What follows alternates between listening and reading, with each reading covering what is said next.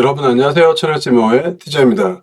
이번 한 주도 역시나 이란 이슈. 근데 이란 미국 전쟁 관련해서 에너지값 지금 많이 오르고 있고 이것 때문에 인플레이션 우려가 굉장히 많은 것 같아요. 그래서 각국 중앙은행이 금리를 선제적으로 올리거나 또는 올려야 되는데 올리지는 못하고 동결하는 이런 모습들이 나오고 있는데 이게 어떤 시사점을 우리한테 주는지 이 부분을 중심으로 오늘 영상은 진행해 보겠습니다. 자, 첫 번째 기사들 보면 물가 연쇄 폭탄 터지나 IMF 1년 6개월간 오를 수도 있다. 또 지금 상황이 2008년 금융위기 직전하고 비슷하다. 이것도 결국 유가 급등이 원인이 된다. 그리고 이 부분은 제가 지난주에 영상을 자세히 만들었었죠. 그래서 그거 보신 분도 계시겠지만 일단 내용이 복잡해서 이해하기는 굉장히 힘들어요. 그래도 시간이 되실 때 지난번 영상 한번 보시면 도움이 많이 되실 것 같고 어쨌든 사모대출 부도율이 지금 치솟을 가능성도 있다. 그래서 이런 기사들을 보면 주식 투자하시는 것도 좋은데 지금은 최대한 방망이를 짧게 잡고 수익이 났을 때 그때그때 조금씩 익절해서 진행하는 게 좋지 않을까 싶어요. 보통 보면 위기 상황 이런 기사들이 나오고 나서 실제 위기가 오게 되면 대응할 시간을 안 주거든요. 갑자기 푹푹 빠져서. 최근 미국장이 굉장히 많이 올랐잖아요. 뭐 국장도 마찬가지지만. 그래서 지금은 현금 비중을 조금 더 늘렸으면 좋겠어요. 저도 보통 현금을 한 30% 들고 가는데 지금은 현금 비중이 50%가 넘거든요. 그래서 지금은 현금 비중을 조금 늘리시고 상황 보고 특히 전쟁 상황 보시고 전쟁이 어느 정도 마무리될 것 같다 그러면 그때 다시 들어가도 늦지 않으니까.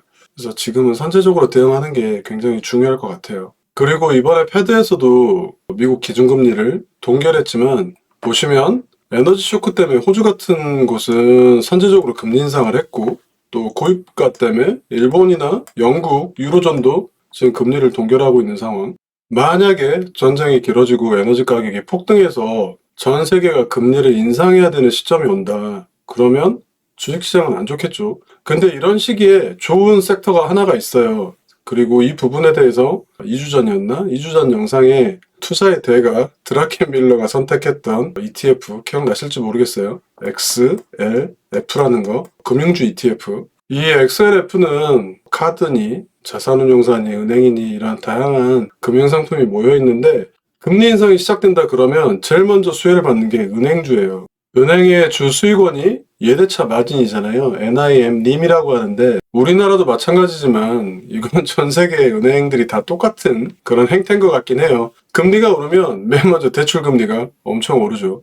그리고 예금금리는 뒤따라서 천천히 올라요. 그래서 금리 인상이 시작되면 바로 예대차 마진 그 갭이 엄청 벌어지게 됩니다. 그러면서 은행들의 수익이 급격히 좋아지게 되는데 요때 은행주를 노려보시는 것도 한 방법인 것 같아요. 그리고 XLF 말 나왔으니까 차트 한번 볼까요? 자, 이게 XLF 차트고요. 주봉입니다. 주봉. 보시면 지금 상황이 안 좋으니까 살짝 눌리고 있는데 제가 봤을 때는 여기 47불 라인 있잖아요. 과거에 한번 이게 2024년도 말이겠네요. 과거에 한번 지지받았던 자리 그리고 작년에 또 한번 지지받았던 자리 매수 가격대를 대충 한 요 정도에서 한번 금융주에 관심 있으신 분은 노려보는 것도 나쁘지 않을까 싶기는 해요. 자, 그래서 앞으로 금리가 그대로 갈지 아니면 트럼프 대통령이 원하는 대로 금리를 낮출지 아니면 인플레이션 때문에 금리가 오를지 지켜보다가 만약에 금리가 오른다 그러면 은행주 관심을 가지고 한번 봅시다. 자, 그 다음 기사.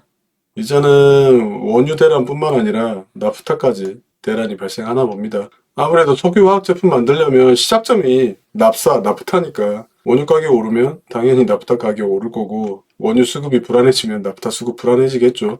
그래서 결국은 수혜를 보는 게 최근 전쟁 때문에는 러시아인 것 같아요. 원유도 다들 러시아에서 받으려고 그러고 이 나프타 같은 경우도 중동 쪽에서 받기가 힘드니까 이제는 러시아 쪽을 노크하고 있는데 여기 보시면 선박 고립의 피해 눈덩이 한국 해운업계 하루에 100억씩 손실난다.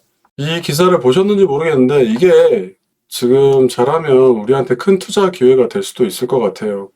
호르무즈 해협 묶이면서 원유 저장선들, 유조선들 지금 발 묶여있죠.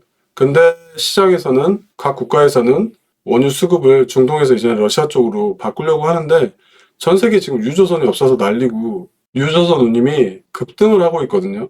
특히 이란 전쟁 터졌을 때는 거의 2배, 3배 이상 올랐다가 지금 살짝 조정받고 있는데, 만약에 유조선 운임이 조정받았다 하더라도 과거보다 어느 정도 높은 수준에서 유지가 되면 이때서부터는 탱커 수익이 급등하기 시작해요. 그래서 한 달 전에도 이 탱커 관련해서 한번 말씀을 드리긴 했었는데, 이제부터는 탱커주 조금 관심 있게 보는 게 좋을 것 같아요. 그리고 여기 나프타 있잖아요.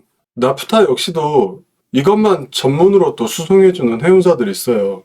일반적으로 벌크 선사들이 화주하고 계약을 맺을 때 장기 계약을 맺는데, 원유와 나프타 같은 경우는 장기 계약보다는 스팟 계약, 그러니까 지금 운임이 어떻게 결정돼 있느냐, 운임 가격이 어떻느냐, 이걸 가지고 보통 화주하고 계약을 해요. 그러니까 결국 그때그때 운임이 바뀌는데, 지금 운임이 계속 올라가고 있으니까 탱커 선사나 나프타 운반 선사들 이쪽을 조금 관심 있게 보시는 게 좋을 것 같아요. 관련 회사들이야 챗 GPT나 제미나이나 찾아보시면 아주 AI가 자세히 설명해 주니까 이쪽은 추가로 리서치해 보시고요. 자, 그 다음 기사. 원자재 불장 찾아왔지만 품목별 시세 등락심에 사이클 잘 올라타야, 이런 기사가 있었어요. 이 기사는 정말 좋은 기사인 것 같아요. 이게 원자재 투자하는 순서를 자세히 설명해 준 이런 기사예요. 보통 원자재 투자할 때 처음에 금이나 은 쪽, 귀금속 쪽에 많이 투자를 해요. 왜냐하면 얘네들이 먼저 오르기 시작하거든요. 그 다음에 사람들이 투자하는 게 구리 쪽이에요. 비철금속, 구리, 알루미늄 이런 것들. 저는 이쪽에 투자했었다고 그동안 여러 번 말씀을 드렸었잖아요. 그리고 나서 오르는 게 이제는 에너지, 원유 이쪽. 지금 원유값 굉장히 많이 오르고 있잖아요. 마지막으로 오르는 게 농산물 쪽이에요. 지금 전쟁 때문에 원유하고 천연가스 가격 굉장히 많이 오르는 이런 기사들 나오는데, 한켠에 잘 보시면 비료 가격도 지금 폭등하고 있다, 이런 내용 나오고 있거든요. 실제로 지금 CF 인더스트리 같은 경우는 이 질소비료 만드는 이런 회사인데 벌써 주가가 2배 올랐어요. 지금 시기가 봄이잖아요. 막 파종 시기. 요 시기에 비료값이 이렇게 오르는데, 나중에 곡물을 수확할 시기가 되면 농산물 가격 엄청나게 오를 수도 있을 것 같거든요. 그러면 요 시기에 어떤 애들이 주목을 받게 되냐면, 곡물 메이저라고 있어요. 전 세계에 곡물을 좌지우지하는 4개 회사. 이 회사들의 수익이 급증하기 시작합니다. 이 곡물 4대 메이저가 카길, 얘는 넘버원인데 상장이 돼 있지가 않아요. 비상장 회사예요. 그래서 우리가 투자할 수가 없고, 그 다음에 ADM이라는 회사가 있거든요. 아처 데니얼스 미들랜드라고. 이 회사는 미국 증시에 상장이 돼 있어서 투자할 수 있고, 그 다음에 번지 글로벌이라는 회사가 있어요. 이 회사는 제가 과거에 언급을 한두 번 정도 했었어요. 제가 농업 쪽에 굉장히 관심이 많다 그랬잖아요. 올해 투자처로. 그래서 그때 언급했던 번지 글로벌. 마지막으로 루이 드레이푸스라는 회사가 있는데, 이 회사는 프랑스 회사라서 우리가 미국장에서 투자하기는 쉽지가 않아요. 뭐 장외 투자 하시는 분은 장외 시장에서 루이 드레이푸스 살 수도 있는데, 정상적으로는 우리가 거래하기 쉽지 않은 이런 회사입니다. 그러면 결국 4대 곡물 메이저 중에서 2개 남죠. ADM하고 번지 글로벌. 이 2회사 한번 잘 지켜보시고, 농산물 쪽이 주목받기 시작한다 싶으면 이 회사들 한번 투자 고려해 보시는 것도 괜찮을지 싶어요. 자, 그 다음 기사. 빅테크 3대장 죽설 때 떠오르는 차세대 AI 인프라주. 요 내용도 제가 한 달 전쯤에 언급을 했었던 내용인데, 차세대 인프라주로 주목받고 있는 이들 회사가 뭐 하는 회사였냐면, 다들 비트코인 채굴하는 회사였어요. 이 비트코인 채굴하는 회사들이 대부분 GPU 몽땅 가지고 있고, 데이터 센터, 인프라 이미 다 세팅돼 있는 이런 회사들이기 때문에, 비트코인이 갈수록 채굴해서 돈 버는 그 채산성이 떨어지거든요. 그러니까 이들 업체들이 이제는 데이터 센터 임대 쪽으로 방향을 돌리고 있어요. 그리고 여기 기사 내용에 회사들 몇 개가 소개가 돼 있죠. 이 코어비브, 네비우스 그룹, 아이렌. 얘네들이 대표적으로 지금 주목받고 있는 회사고, 코어비브는 엔비디아가 관심을 굉장히 많이 보이는 회사기도 하죠. 지금 AI 버블 이야기 나오고 소프트웨어 회사들 앞으로 불안하다 뭐 이런 얘기 나오면서 이 회사들 주가가 엄청 지금 조정받은 상태거든요. 특히 전쟁 이후로 더 빠졌고. 그래서 이쪽 부분이 앞으로 유망할 거라고 판단이 드시는 분들은 한꺼번에 몽땅 다 담지는 마시고 조금씩 물량을 담아도 되는 시기지 않을까. 가격대 보면 진짜 조정 많이 받았거든요. 그래서 관심 있으신 분들은 한번 잘 살펴보시기 바랍니다. 자, 그리고 이번 주 마지막 기사.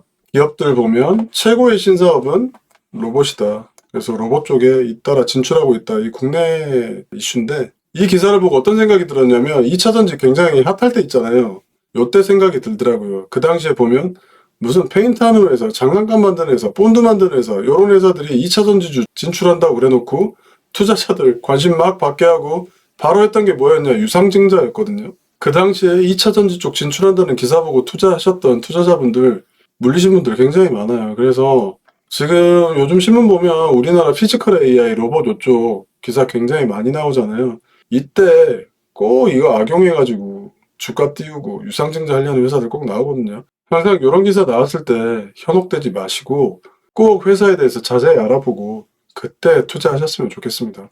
자, 오늘 영상 여기서 마무리하고요. 저는 다음 주에도 또 다른 신문 기사 내용을 가지고 찾아뵙겠습니다. 감사합니다.